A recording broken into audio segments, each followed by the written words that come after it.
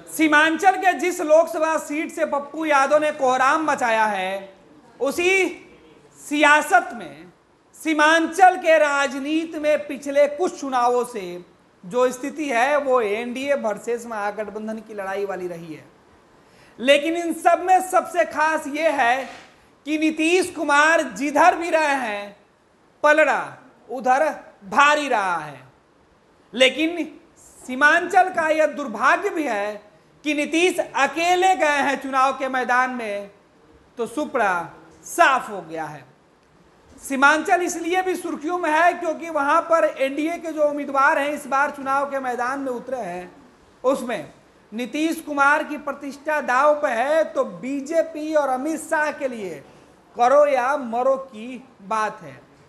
जिस सवाल पर जेडीयू के सांसद भागते फिर रहे हैं, जवाब नहीं जुट रहा है, वहीं बाहर से आने वाले जो विदेशी, जो बांग्लादेशी घुसपैठी हैं या फिर जो दूसरे जगह से आने वाले लोग सीमांचल के इलाके में बसे हुए हैं, उनके सवाल पर एनडीए के उम्मीदवार के पास कोई जवाब नहीं है।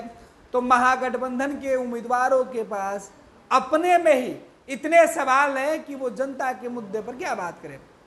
पप्पू यादव के ताल ठोकने के बाद पूर्णिया सीट सबसे ज्यादा सुर्खियों में।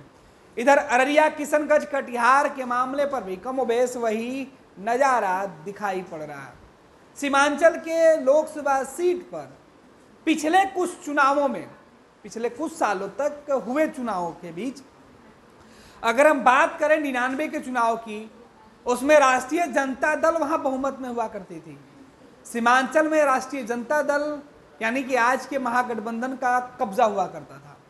लेकिन वक्त बदला और सीमांचल से धीरे धीरे कभी कांग्रेस का गढ़ रहने वाला इलाका बीजेपी के इस वक्त सबसे मजबूत किला के तौर पर दिखाई पड़ रहा है। तो सीमांचल के लोकसभा क्षेत्र से जुड़े कुछ कहानी है, कुछ राजनीतिक समीकरण है जिसकी चर्चा करना आज बेहद जरूरी है। क्योंकि सीमांचल जहां से पप्पू ने ताल ठोकी है और वहां से बीमा भारती ने नीतीश का साथ छोड़कर लालू की लालटेन को थामा है। आपको बता दें कि सीमांचल में शुरू से ही राजद और भाजपा में सीधा मुकाबला रहा। नीतीश कुमार के साथ आने पर जहां कमल खिलते गया, वहीं अलग होने पर कमल का सुपड़ा साफ हो गया। साल 2009 में भाजपा जेडीयू के साथ चुनाव लड़ने पर 4 में से 3 सीटें भाजपा की झोली में आई थी। साल 2014 में भाजपा और जेडीयू अलग अलग चुनाव लड़े। जेडीयू को सिर्फ पूर्णिया सीट पर जीत मिली, वहीं भाजपा का सीमांचल से सुपड़ा साफ हो गया। साल 2019 में फिर भाजपा जेडीयू साथ आई। उसके बाद सीमांचल के 4 में से 3 सीटों पर एनडीए की जीत हुई। इस बार सीमांचल में एनडीए ने सभी 4 सीटों पर उम्मीदवार उतार दिए हैं। लेकिन महागठबंधन के अंदर अब तक अररिया में कैंडिडेट तय नहीं हो पाया है। यहाँ राजद के तस्लीमुद्दीन के परिवार पर भरोसा टिकाए हुए राजद का पूरा कुनबा है, वो अब भी उसी परिवार पर नजर गड़ाए हुए हैं। इधर राजद कोटे से इस परिवार के लोकसभा चुनाव में टिकट मिलने की चर्चा तेज है। साल 1999 से लेकर अब तक सीमांचल के इतिहास में जो सीमांचल का सियासी समीकरण बदला है, जो उलटफेर हो रहा है, उस पर अगर नजर डालें, साल 1999 में अररिया से सुखदेव पासवान राजद के सांसद हुआ करते थे, जबकि किशनगंज से सैयद शाहनवाज हुसैन भाजपा के, वहीं पूर्णिया से राजेश रंजन और पप्पू यादव निर्दलीय सांसद हुए, जबकि कटिहार से निखिल कुमार चौधरी भाजपा के। 99 के बाद 2004 में राजद के सुखदेव पासवान वापस चुनाव जीत कर आए थे, जबकि किशनगंज से तस्लीमुद्दीन राजद के इस सीट पर, जबकि पूर्णिया से उदय सिंह उर्फ पप्पू सिंह भाजपा से और कटिहार से निखिल कुमार चौधरी दोबारा चुनाव जीत गए थे। 2009 के लोकसभा चुनाव में अररिया से प्रदीप सिंह भाजपा के उम्मीदवार थे और चुनाव भी जीते।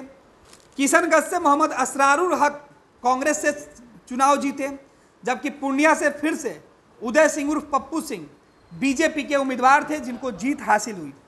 कटिहार से निखिल कुमार चौधरी बीजेपी से। 2014 के लोकसभा चुनाव में अररिया से तस्लीमुद्दीन राजद के टिकट पर चुनाव जीते, जबकि किशनगंज से मोहम्मद असरारुल हक कांग्रेस के टिकट पर। पूर्णिया से संतोष कुशवाहा जेडीयू और कटिहार से तारिक अनवर एनसीपी के जो उम्मीदवार थे वो चुनाव जीते। साल 2019 में फिर से जेडीयू और बीजेपी का गठबंधन हुआ और इस बीच टिकट बंटवारा हुआ तो बीजेपी और जेडीयू ने इस सीट से अपने अपने उम्मीदवार उतारे। जहां जेडीयू को 2 सीटें मिली तो भाजपा 1 सीट, वहीं कांग्रेस 1 सीट पर चुनाव जीती। पिछले 5 लोकसभा चुनावों के परिणाम पर नजर डालें तो इस इलाके में शुरू से राजद और भाजपा के बीच सीधा मुकाबला रहा है। सीमांचल की राजनीति हमेशा ध्रुवीकरण के इर्द गिर्द घूमती रही है। यहाँ हिंदू मुस्लिम समीकरण का खास प्रभाव दिखता है। 1999 के लोकसभा चुनाव में किशनगंज कटिहार में भाजपा, अररिया में राजद और पूर्णिया से निर्दलीय पप्पू यादव जीते थे, जबकि साल 2004 में अररिया किशनगंज राजद तो पूर्णिया कटिहार भाजपा की झोली में आई थी। ये तब की बात है जब देश में प्रधानमंत्री नरेंद्र मोदी बीजेपी के खेवनहार नहीं थे। लेकिन साल 2014 के बाद से बीजेपी में संगठन के अंदर परिवर्तन हुआ। गुजरात से नरेंद्र मोदी को देश की गद्दी पर लाया गया, देश में प्रधानमंत्री का उम्मीदवार बनाया गया।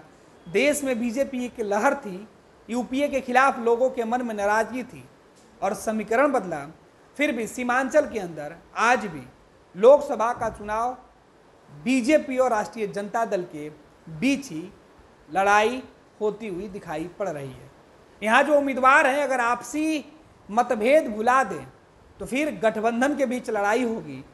अगर इस बीच सभी उम्मीदवार फिर से अपने अपने गठबंधन के अलावा भी चुनाव लड़ते हैं तो रास्ता दोनों ही गठबंधन के लिए मुश्किल वाला हो सकता है, क्योंकि सीमांचल का इलाका कई राज्यों के साथ नेपाल से भी जुड़ता है, बांग्लादेश से भी जुड़ता है।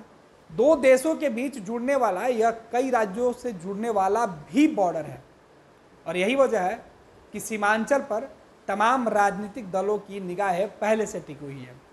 भाजपा ने तो मिशन सीमांचल के तहत देश के गृह मंत्री अमित शाह का कई कार्यक्रम इस इलाके में पहले ही कराकर अपने वोटरों का मन टटोल लिया है। अब बारी महागठबंधन की है। ये लो मुंह मीठा करो, आज मैंने अपना जॉब छोड़ दिया, अब हम पूर्णिया वापस जाएंगे। जॉब छोड़ दिया है? मतलब ये घर कैसे चलेगा? हम करेंगे क्या और माँ बाबूजी क्या बोलेंगे? इसलिए मैं एक और मिठाई का डब्बा लाया। अपने बिजनेस के लिए लोन अप्रूव हो गया। अरे लोन अप्रूव हो गया वो तो ठीक है, लेकिन पूर्णिया में हम रहेंगे कहाँ? अपना घर भी तो नहीं है वहां। इसलिए तो एक और मिठाई का डब्बा अलग से लाया हूं। हमने पूर्णिया में घर ले लिया है, पूर्णिया के ई होम्स पैनोरमा में। पूर्णिया में पैनोरमा ग्रुप लेकर आए हैं ई होम्स पैनोरमा। बड़ा घर, आलीशान जिंदगी और अत्याधुनिक सुविधाओं के संग। अरे अब क्यों मुंह मीठा करवा रही हो? क्योंकि हम घर वापसी जो कर रहे हैं। घर वापसी की खुशी पूर्णिया में ई होम्स पैनोरमा के संग। ई Homes Panorama, luxurious lifestyle redefined.